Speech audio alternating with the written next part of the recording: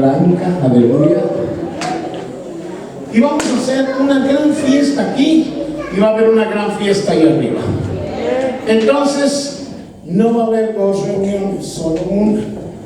Y le dije a los hermanos de la primera reunión que igual y todos traemos un guisadito, unos taquitos dorados, un chicharrón guisado verde y luego rojo, porque a mí me gusta mucho el rojo. Todos los niños salgan a clase, por favor, los niños salgan a clase.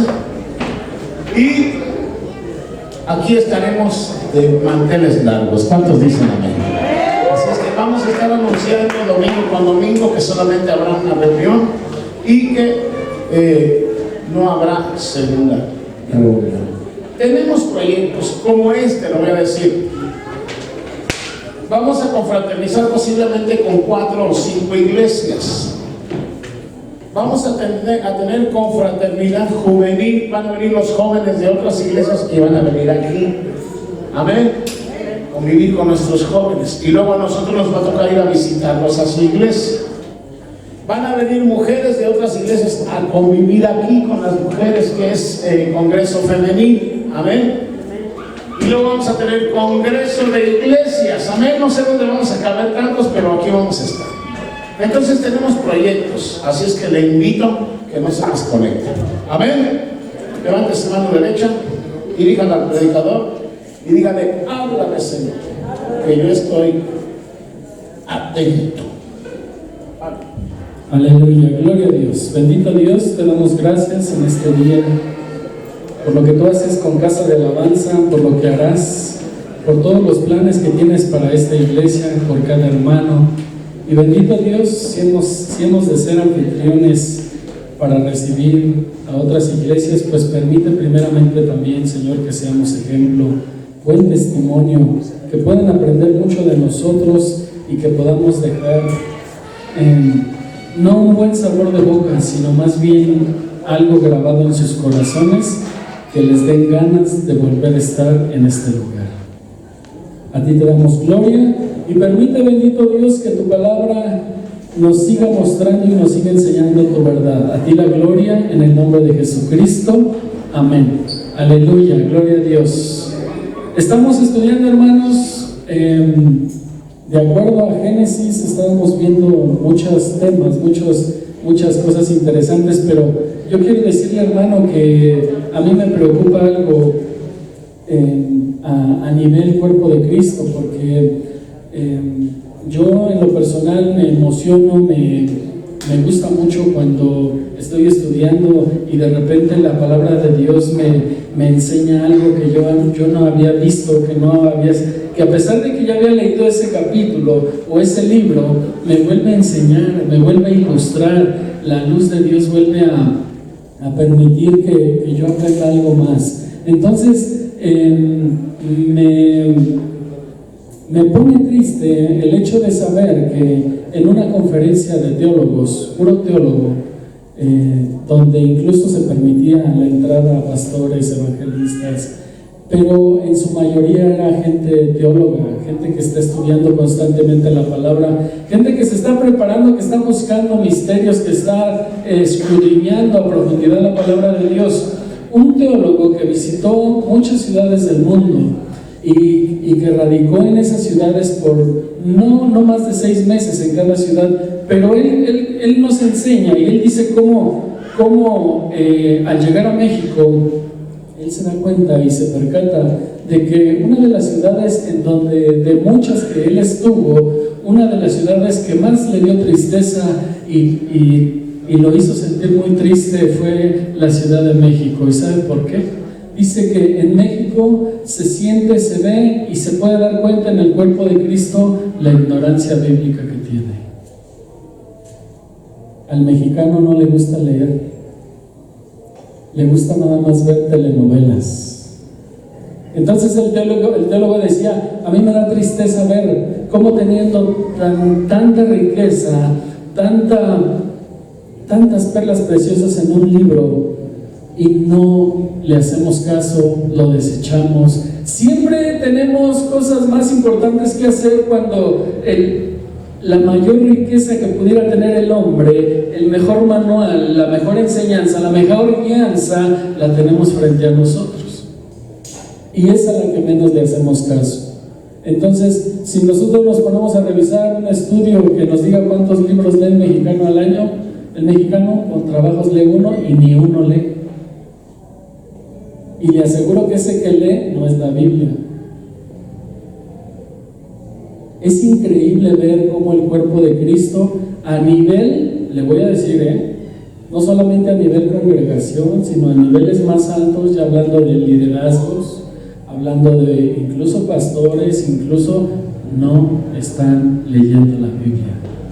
Qué triste, porque entonces, ¿qué estás enseñando a tu iglesia, tú que me ves en las redes sociales?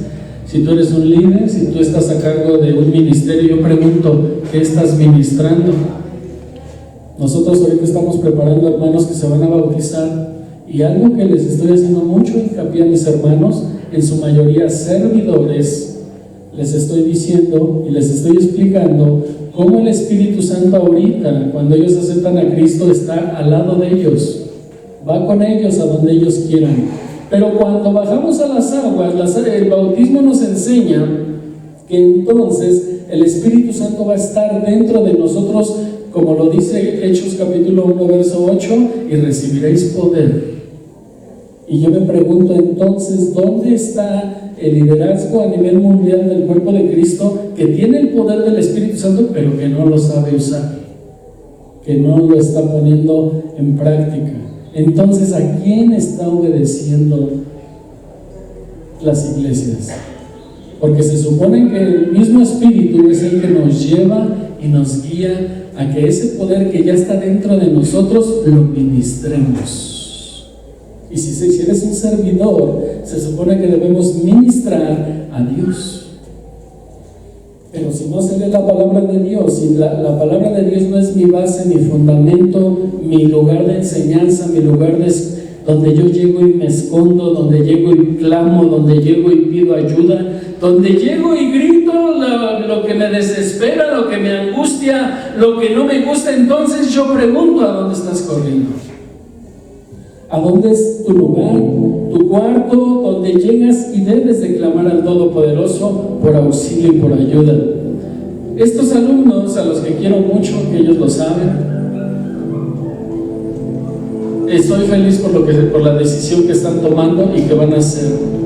Porque entonces, cuando el Espíritu Santo ya esté dentro de ellos, cuando ellos están ministrando aquí a la iglesia, yo les he dicho, a lo mejor con tus banderas, a lo mejor con tus panderos, a lo mejor en el servicio que tú tengas, sin querer Dios te hizo tocar a alguien, o alguien vio tu manera de ministrar, y a lo mejor en ese momento el Espíritu Santo le está sanando. Eso es poder, eso es lo que Dios quiere hacer. Pero si no hay Biblia, entonces ¿qué está enseñando el pueblo? Hermanos, para mí es un deleite sentarme y estar escudriñando la palabra de Dios. Por eso es lo que te enseño. Pero entonces, si somos llamados a escudriñar la palabra, ¿por qué no lo estamos haciendo? Y el pueblo del cuerpo de Cristo prefiere las telenovelas, prefiere todas otras cosas. Se están perdiendo, hermanos, de cosas muy grandes, muy tremendas. Yo sé que la palabra de Dios dice que no conocemos el día en que el Señor va a venir, pero sí nos deja tiempo, sí nos deja momentos que vamos a conocer y que nos vamos a dar cuenta, y de acuerdo a lo que está aconteciendo a nuestro alrededor, de acuerdo a lo que pasa en Israel, de acuerdo a ciertas cosas, nosotros, los que sí entendemos, a los que nos es dado entender y comprender la palabra de Dios, a nosotros nos es dado conocer este libro maravilloso. Pero si este libro hermoso no está dentro de ti, si no meditas de él de día y de noche, entonces no hay nada. ¿Qué puede el hombre recibir si el hombre, lejos de acercarse a Dios, con no leer la Biblia, le está dando la espalda a Dios? Pero sí queremos bendición, sí queremos respaldo, sí queremos que nos vaya bien, sí queremos todo, queremos provisión, queremos todo lo queremos, pero no le estamos dando la atención debida y adecuada a la palabra de Dios. Yo no sé qué quiere entonces el mundo y el pueblo. la palabra de Dios hemos visto, fíjese hermano, en estos domingos hemos estudiado el Génesis y hemos estudiado puntos claves muy importantes.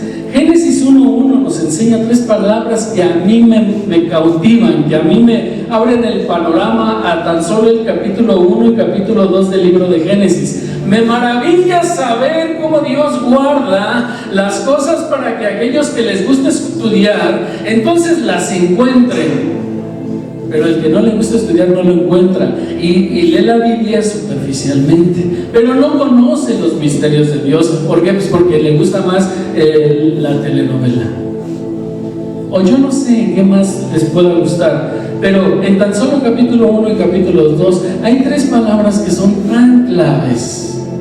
Hace 8 días yo les dije, ¿cómo puede ser posible que en el verso 3 de Génesis 1 Dios dice, sea la luz? Y tú estás pensando que cuando Él dijo sea la luz, tú pensaste que era esta luz, que era la luz que estás viendo del sol, y no es cierto. Porque entonces en el verso 14 Dios dijo, haya lumbreras. Pues ¿quién había sido ya la luz? ¿Te das cuenta? Mas sin en cambio, porque no queremos pensar, porque no queremos dedicar tiempo, y se lo digo hermanos, todos los que me puedan ver por este medio, y seas el título que seas en el cuerpo de Cristo, a mí me molesta, pero a mí me maravilla que sí se puede conocer a Dios. La palabra de Dios cuando nos enseña que sin santidad nadie verá a Dios. Todos dicen, ay, es que pues hay que ser santos. Pero ¿qué es santidad? ¿Qué es santidad? ¿No pecar? ¿Ser un santo? Porque que levante la mano el que es un santo. Y ahorita le mando a hacer un nicho aquí, hasta unas veladoras y flores le voy a poner. Nadie es santo. Santo, en este verso, significa santidad es dirección a Cristo, caminar hacia Cristo, buscar a Cristo y no perder el rumbo hacia Dios. Eso es santidad, porque estamos en el camino hacia la santidad. Santo, santo, santo es el Señor. Pues yo voy hacia el santo. Me enfoco al que es santo. En mi camino voy a caer y voy a volver a caer y voy a volver a caer, pero mi dirección, que es Cristo, el santo de santos, me va a perfeccionar hasta que yo llegue a Él. Sin santidad nadie verá a Dios. Si tú no estás enfocado en la búsqueda de Dios, que es el santo, no puedes entender este libro. No te he revelado lo que hay aquí. No puedes comprender los misterios de este libro. A eso se refiere. ¿Tú no quieres caminar en dirección a Dios? ¿Te conformas con leer un capítulo diario o un verso o ni siquiera nada de la palabra de Dios en la semana? ¿Cómo Dios te va a mostrar? ¿Cómo Dios te va a enseñar los grandes misterios y secretos? ¿Cómo Dios te va a dar un alimento sólido para que tú des cuando tú ni siquiera eres capaz de tener ese alimento, de soportarlo en tu vida? Pero sí queremos bendición. Estas 3 palabras claves en el capítulo 1 y capítulo 2 de Génesis es la que se encuentra en el verso 1 que dice, y creó Dios. La palabra creó, del hebreo para, significa, ponme mucha atención, significa crear de la nada. De donde no hay nada, de ahí creó, de ahí hizo. Pero al decir yo hizo, ya no es correcto, porque un teólogo me diría, la palabra hizo no es ahí. La palabra hizo entraría en el verso 16 y la palabra haya sería en el verso 14. La correcta en el verso 1 nada más sería creó, bara, el hebreo bara, crear de lo que no era, de donde no había nada, de ahí creó. Palabra número 2, haya. Del hebreo poner en movimiento, ahora sí. Verso 14 de Génesis 1. Y dijo luego Dios: haya lumbreras en la expansión de los cielos para separar el día de la noche. Haya. ¿Qué significa haya? Haya significa que ya existía. Porque en el verso 1 de Génesis, acuérdese que entre la creación inicial, no de nosotros, aclaro, no de nosotros.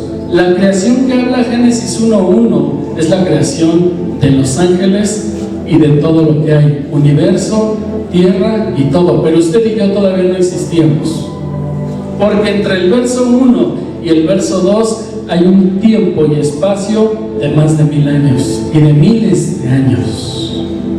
La primera creación fue Génesis 1:1. Por eso, en el verso 14 de Génesis se utiliza la palabra haya. Haya, del hebreo saxa, que significa poner en movimiento lo que ya existía. Oh. Y entonces, a mí, ¿por qué no me enseñaron esto desde hace muchos años? Porque esto me lo va a enseñar Dios, fíjense. Y si a Dios le plació enseñármelo a él, qué bueno, porque yo sé que él no se va a equivocar. Pero yo digo, ¿y todos los estudiosos dónde están? ¿Dónde están todos aquellos estudiosos que yo podría decir son estudiosos? ¿Dónde están? ¿Dónde está la manifestación del Espíritu de Dios, del poder en tu vida? ¿O de qué se trata la vida cristiana? ¿O de qué se trata una iglesia? ¿O por qué? Yo quiero saber. Tercer palabra, verso 16 de Génesis. E hizo Dios las dos grandes lumbreras, la lumbrera mayor para que señoree en el día y la lumbrera menor para que señorease en la noche. Hizo también las estrellas. Hizo, la palabra hizo, del hebreo asá, que significa poner a funcionar.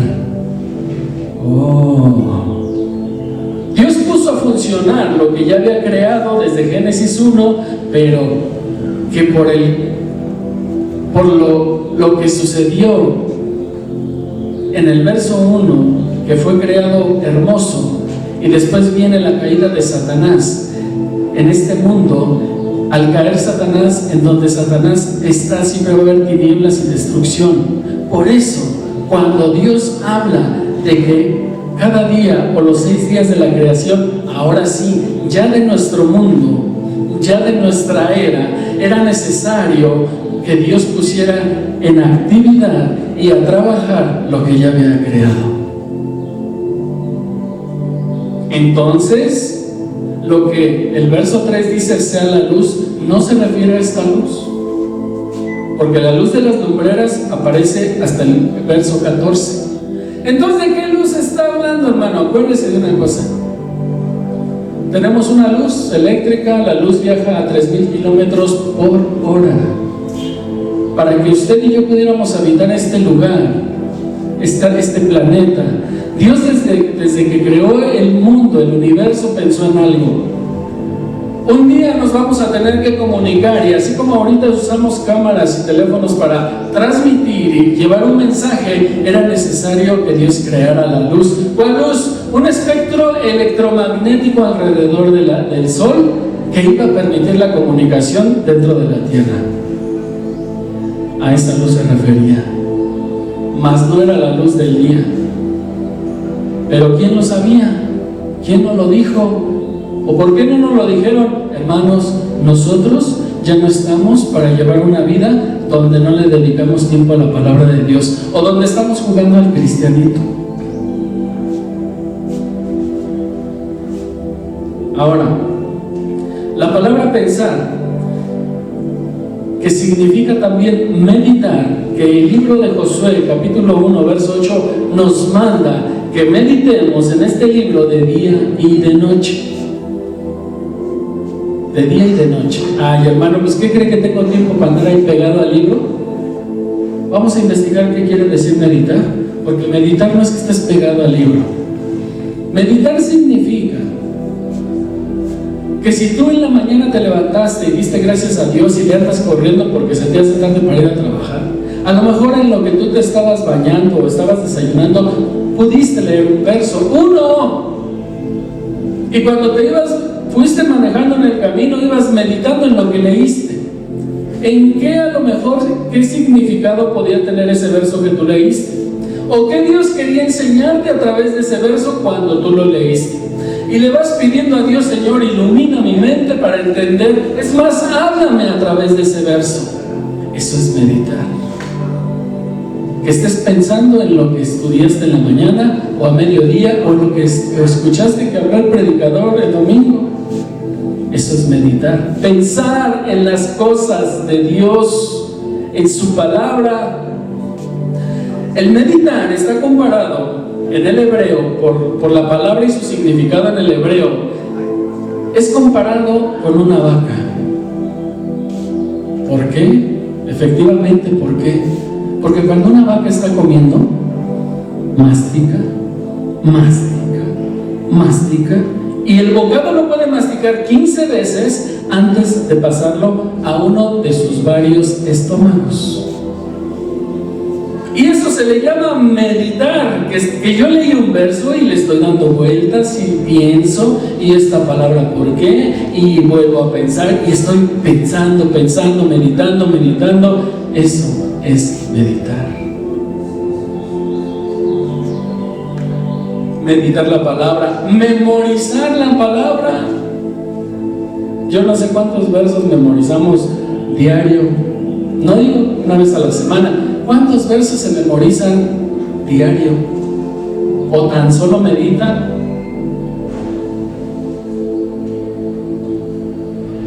Ahora fíjese, acompáñenme al libro de Job. Libro de Job, capítulo 38, verso 4. Uno de tres que quiero que leamos. Y en el verso 38 llega un momento donde Job le empieza casi a reclamar a Dios de todo lo que le había acontecido. Y Dios grande, hermoso, poderoso, misericordioso, bondadoso, lleno de gracia, le dice: a ver, Job, ¿te crees más que yo? ¿Consideras que conoces más que yo? Porque hoy en día existe gente que sí se cree más que Dios. E incluso se atreven a decir: Dios, aquí te equivocaste. Grave error. Porque yo no encuentro nada donde Dios se haya equivocado. Y si a lo mejor Dios se equivocó en algo, no se puede equivocar. Jamás se podrá equivocar. Dejaría de llamarse Dios o de tener el título de Dios, el que todo lo puede, el que no necesita de nadie, el que subsiste por sí mismo por el simple hecho de ser Dios. Ese es el significado de Dios. No se puede equivocar, perfecto, santo y todopoderoso. Pero entonces Dios le dice a Job en el verso 4 de Job 38: ¿dónde estabas tú cuando yo fundaba la tierra? ¿Perdón? ¿Dios fundaba la tierra? Házmelo saber si tienes inteligencia. Esta pregunta nadie hasta el día de hoy, desde que el hombre existe, ha podido contestar esta pregunta. A ver, yo quiero saber, un sabio, un filósofo, un científico, ¿dónde estabas tú cuando Dios fundaba la tierra? ¿Y sobre qué la fundó? Dímelo si es que lo sabes, si es que tienes inteligencia, porque un sabio, un filósofo, presume de tener conocimiento. Cuando se contradicen a sí mismo en las mismas leyes donde ellos estudian la física. Y ahorita le voy a demostrar por qué. Pero se sienten sabios. Y creyendo ser sabios se convierten en necios. ¿Por qué? Porque hay dos leyes dentro de la física que ellos crecen estudiando esas leyes. Estas dos leyes tienen que ver con que se llaman las dos leyes de la termodinámica. Estas leyes nos enseñan a nosotros que nada en este mundo, nada, se crea solo. Todo tiende a destruirse, a desgastarse. Todo tiene un proceso de que está nuevo, pero se tiene que oxidar. Le va a salir óxido, se va a debilitar, se va a romper, se va a echar a perder y tiene que dejar de ser. Eso tiene que ver con las dos leyes de la termodinámica en la física. Ahora, el hombre, nosotros, es igual. ¿O quién de los que ya pasamos de los 30 estamos rejuveneciendo cada año más? No. El hombre nace, cumple 30 y de regreso. Las leyes de la termodinámica. Ahora, los científicos dicen que creen en el Big Bang. Yo muchos años chocaba y me di a la tarea de estudiar y dije, ¿cómo es posible que un científico que cree en las leyes de la termodinámica, que nos dicen que todo tiende al deterioro, ahora dice que sí cree que del deterioro o de la destrucción surge lo bueno? Ilógico. ¿Cómo de una explosión pueden surgir galaxias, galaxias, galaxias, orden, sistema solar, distancias exactas y perfectas para que exista un sol, una luna, rayos del sol, que juntamente con la luz de la que nos habla Génesis capítulo 3, el espectro electromagnético, y con la distancia exacta de la luna hacia la tierra, permiten que el mar no se salga de su lugar y permiten que la tierra dé frutos de acuerdo a su temporada, porque esa es la función del sol, la luna y el espectro electromagnético también. ¿De una explosión? Ahora, si esa teoría fuera correcta, entonces tendría que tener una tendencia a volver a suceder. Pero es una teoría, y una teoría es algo que no está comprobado, que no hay pruebas, que no hay un solo caso de que sea verídico. Y si no es verídico, se equivoca. ¿Y sabe qué? Los mismos científicos se contradicen en todo esto, porque cuando ha habido una explosión, es más, hemos visto explosiones, ¿se acuerdan? El mercado de puentes de Tultepec ha volado muchas veces, y yo no he visto que de puestos de láminas hayan quedado residencias para que lleguen de los puestos a vender puentes. Los mismos hombres que desafortunadamente tuvieron que morir en esa explosión, yo no vi que se convirtieran en superhombres, porque entonces estamos viendo que la ciencia desaprueba lo que ellos mismos creen. Bendito sea el Señor. Ahora, Génesis capítulo 1, cuando Génesis dice, y creó Dios los cielos y la tierra y todas las cosas que en él hay. En ese momento yo quiero que usted piense que Dios habitaba en un lugar que se llama eternidad. En ese lugar llamado eternidad, Dios no tiene tiempo. En el lugar donde Dios habita, no cree que hay un reloj que le está diciendo, ya son las 12, ya es la 1, las 2, ya va a empezar la comedia. No, Dios no vive en un lugar donde hay tiempo. Cuando Dios habló con Moisés y Moisés le dijo, cuando me pregunten quién eres, ¿qué les digo? Él les dijo, diles que yo soy el que soy. Tiempo presente. Dios es Dios aquí, Dios es Dios acá, y Dios seguirá siendo Dios por siempre. Ese es mi Dios. Mi creencia no está fundada en pensamientos o filosofías humanas.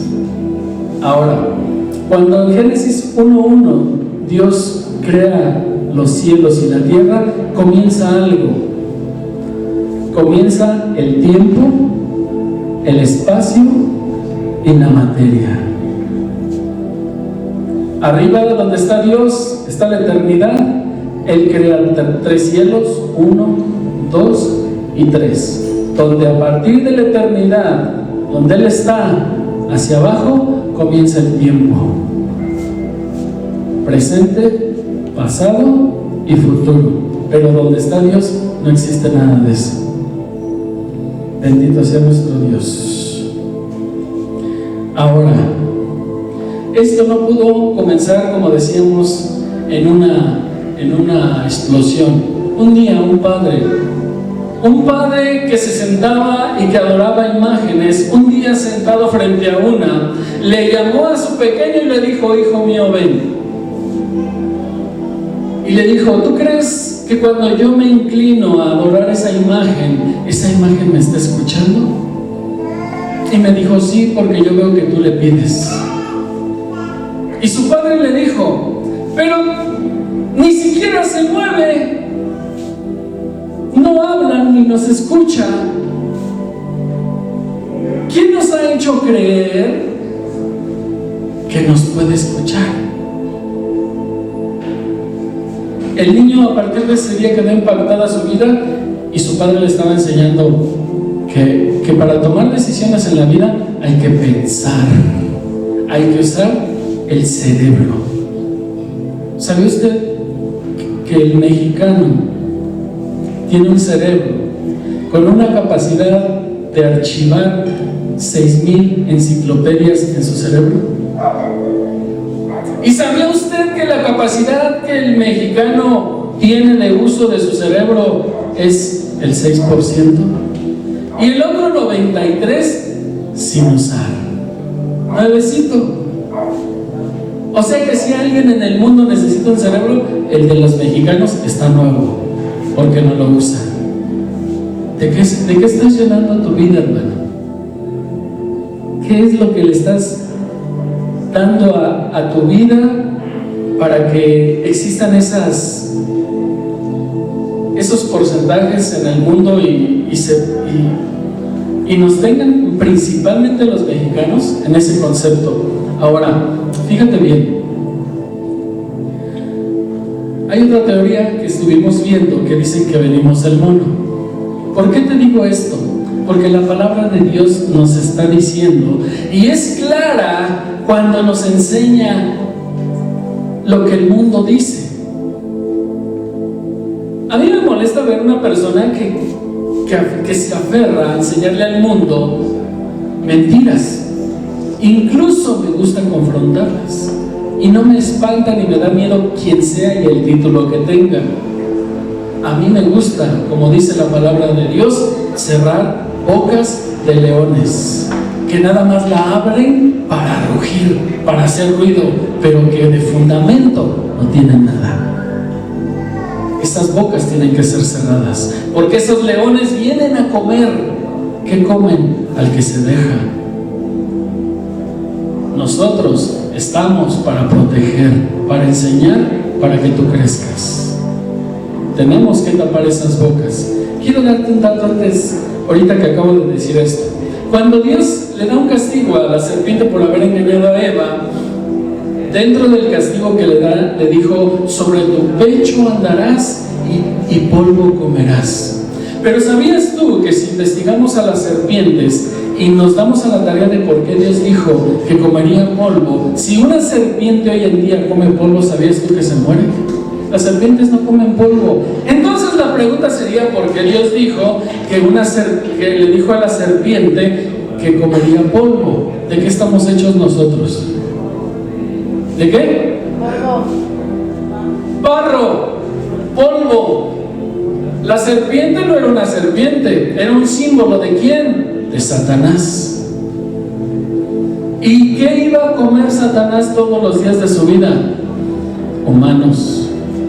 Pero no comérselos de que se los va a comer, va sobre de tu vida. Te va a atacar, te va a perseguir, te va a querer hacer caer, te va a querer humillar.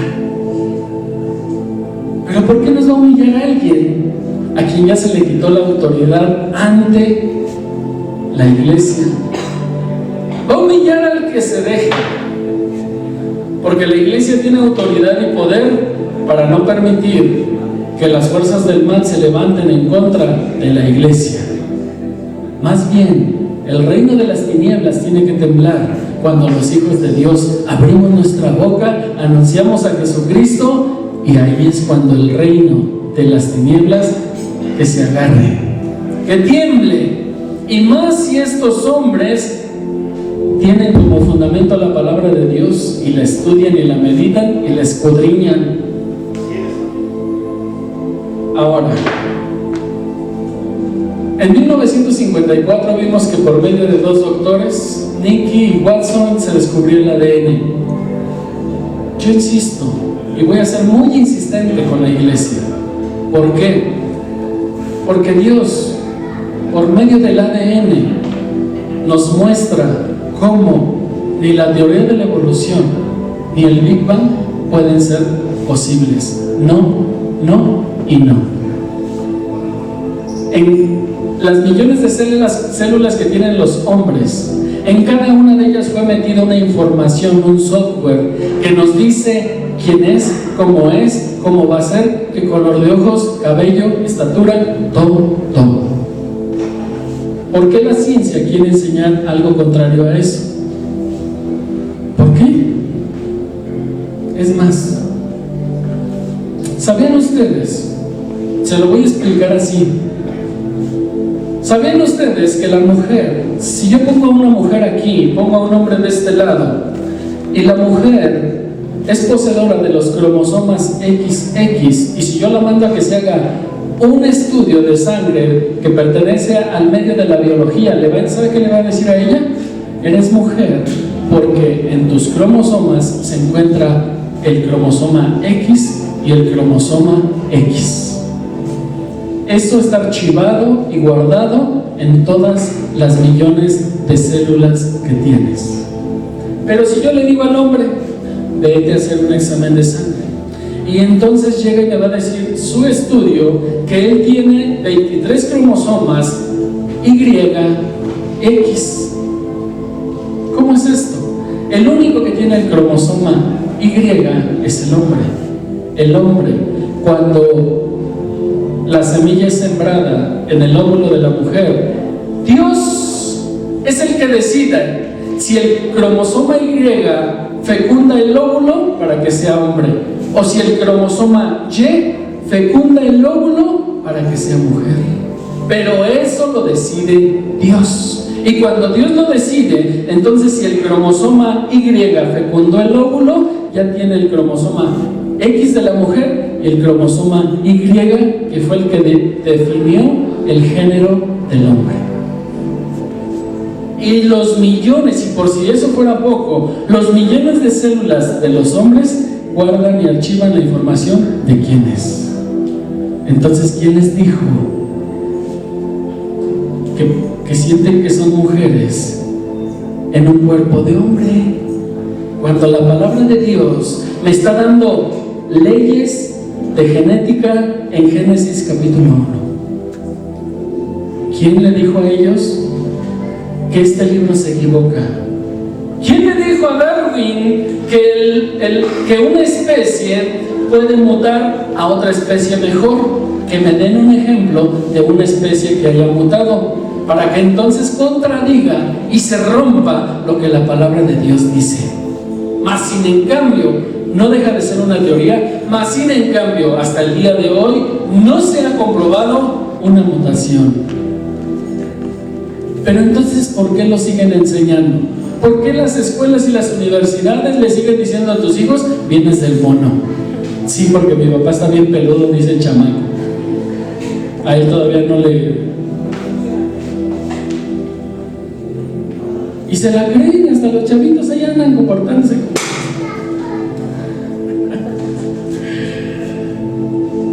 Ahora, Dios es grande, hermanos.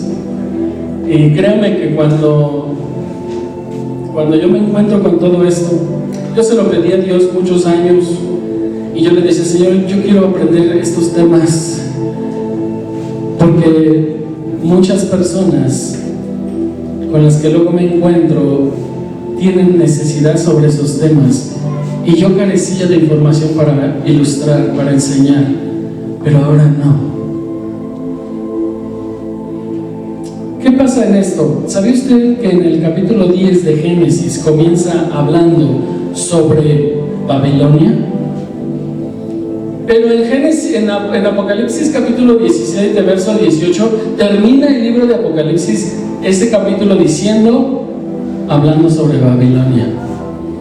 ¿Por qué Babilonia? ¿Sabía usted que las dos ciudades más grandes anunciadas durante toda la palabra de Dios es Jerusalén en primer lugar y en segundo lugar Babilonia? ¿Sabía usted que Babilonia significa confusión? ¿Lugar de demonios?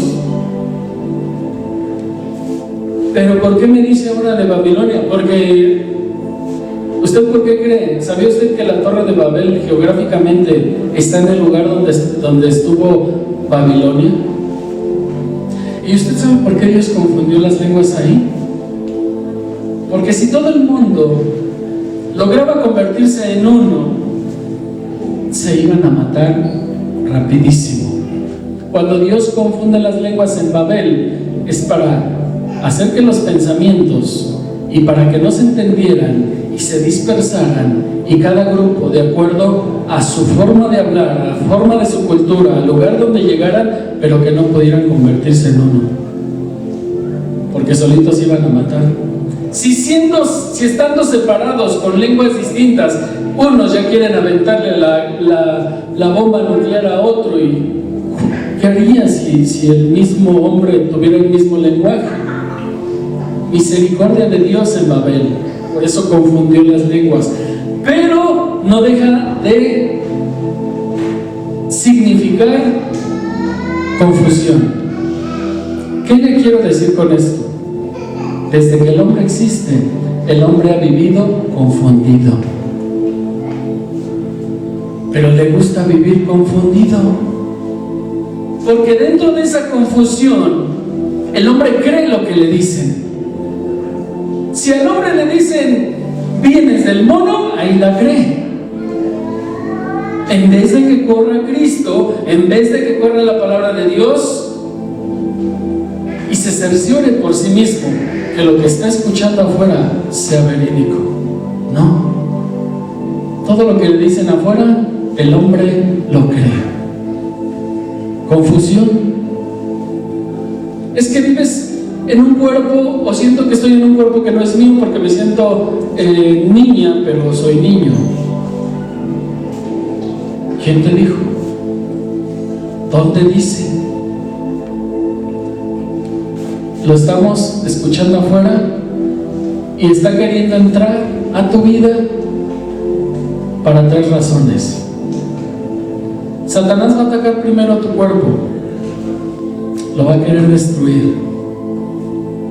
Yo les platiqué de un amigo que tengo, ya se operó, ya se puso, se aumentó, y tú lo ves y dices, ¡wow!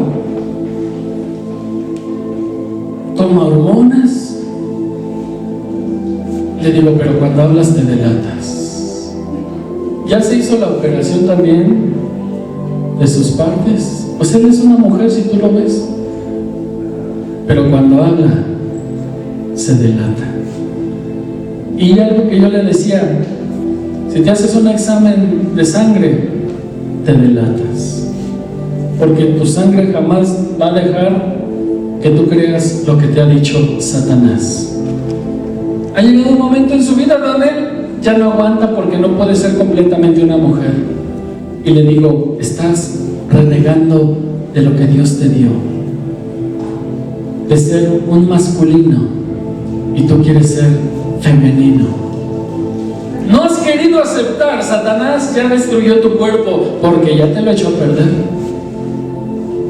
Ahora está destruyendo tu alma, pero aguas, porque al estar destruyendo tu alma va a querer que tú caigas en depresión, que tú te enojes contigo mismo, que te enojes contra Dios y que después te deprimas y corras a suicidarte, porque entonces ya mató tu cuerpo, ya mató tu alma y después va a querer llevarte al infierno completito. ¿Por qué se lo permites? ¿Por qué vas con el brujo? ¿Por qué le corres a las cartas? ¿O al ocultismo? ¿O al chamán? Confusión. El hombre está cayendo en la confusión. Es que me fueron, nada más fue una limpia, hermano. ¿Perdón? A ver, enséñame dónde dice la Biblia que Jesucristo se hizo una limpia. ¿Dónde fue a ver a la gitana para que le lanzara los huesos, las cartas? ¿Dónde? Confusión. Hermano, es que nada más fui a recargarme de energía a Teotihuacán. ¿Y dónde Jesús fue a Teotihuacán a recargarse de energía? Isaías 57:15. Isaías 57:15 dice: porque así dijo el alto y sublime, el que habita en la eternidad. ¿El que habita qué? Y si Él es el eterno, entonces ¿de qué es dueño? De cada célula tuya, de lo que dice la palabra, de cómo fue creado el principio, de cómo fue hecho, establecido la genética, las leyes de la física, la biología, todo. Nadie puede levantarse y contradecir lo que la Biblia establece. Ningún argumento filosófico, científico puede contradecir lo que la palabra de Dios está establecida, porque uno que ocupa la eternidad llamado Dios fue el que lo escribió, no nosotros. Y dice el verso: y cuyo nombre es ¿quién? Santo, santo, santo. No hay otro, aunque por ahí hay un luchador que se dice el santo, pero este es el mejor, 3 veces santo. Yo habito, dice, en la altura y la santidad, y con el quebrantado y humilde de espíritu, para hacer vivir el espíritu de los humildes y para vivificar el corazón de los quebrantados. Dios le da su bendita palabra a aquellos que vienen con un corazón humilde y contrito. Vimos una clase donde hablamos de la soberbia. El día que el hombre se le ocurra decir: ¿yo? ¿Por mí? ¿Yo te enseñé? ¿Yo? Aguas. Porque antes de la caída viene la soberbia. Y si tú estás siendo soberbio, prepárate para tu caída, porque te va a doler. Dios no va a dejar que tu soberbia estorbe para tu salvación. Así que va a permitir tu caída y te va a doler. Y hay de ti si te quieres volver a poner en un nivel donde no te toca. Pablo le decía a la gente: no tengas mayor estima de ti del que debes de tener. Abajo. Porque el que se enaltece, Dios lo baja. Pero el que se mantiene abajo, Dios lo va a exaltar. Que sea Dios el que te exalte, no tú. Que te alabe la boca extraña, mas no tu propia boca.